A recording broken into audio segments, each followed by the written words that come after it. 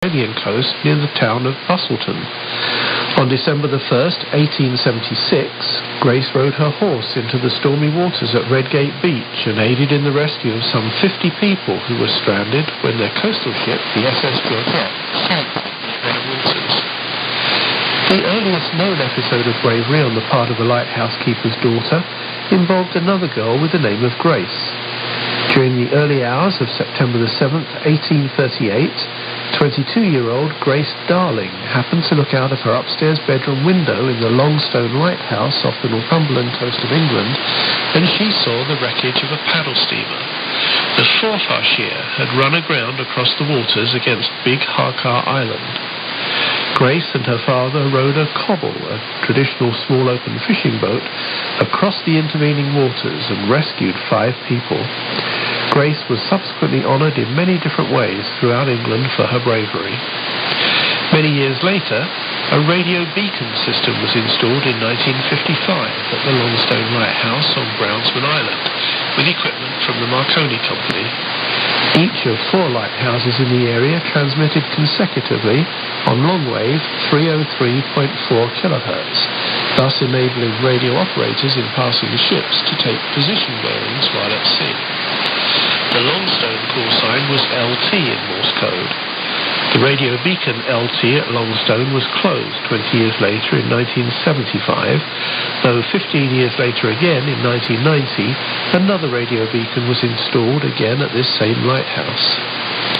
A similar story is told about Abigail Burgess, who was the lighthouse daughter at Matinicus Lighthouse on Matinicus Rock off coastal Maine in the United States. At the age of 16, she cared for the entire family and the light, while her father was away during a violent storm in January 1856. In so doing, she saved the lives of all 4 members of her family, even though waters across the habitable area of the island were knee-deep at the height of the storm.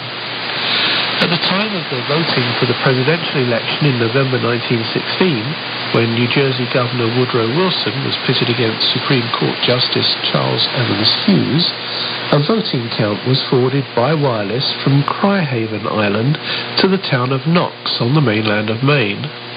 Cryhaven Island, or as it is sometimes known, Ragged Island, is quite small, occupying just 440 acres. At the time, the Penobscot Bay Wireless Company operated a half-kilowatt amateur wireless station on the island under the call sign 1CH.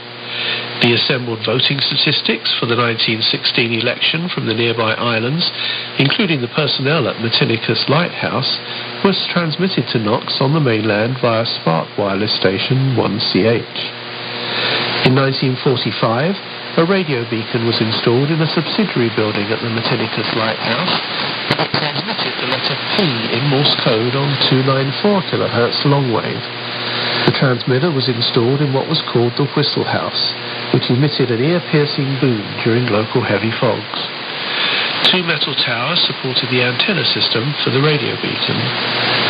A few years later, the radio beacon was destroyed during a heavy storm when 3 feet of water entered the lighthouse dwelling, though soon afterwards the radio beacon was rebuilt. In 1964, the operating frequency of the radio beacon was changed to 314 kHz, and in 1978, the Morse code call sign was changed from P to MR. The radio beacon was withdrawn from service in 1994. Back to you, Jeff. Thank you, Ray. Now it's time for our Indian DX report. Let's go to Prithviraj Purkayastha.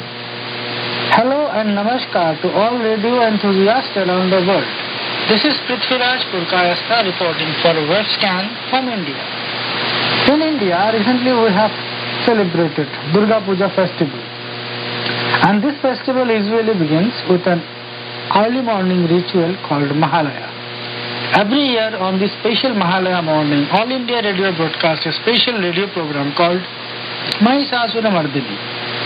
This is an 1.5 hour recitation of the spiritual verses dedicated to Goddess Durga, accompanied with Bengali devotional songs, classical music and a dash of acoustic melodrama. Like previous years, this year also I did monitor this special transmission by various regional stations of All India Radio, and on shortwave band, unfortunately, I could not heard any station with Mahishasuramardini.